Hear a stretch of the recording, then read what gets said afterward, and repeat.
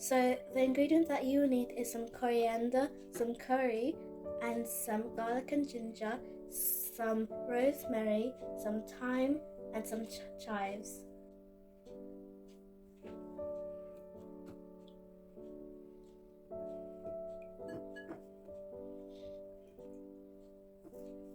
Now we're going to insert the ingredients to the blender.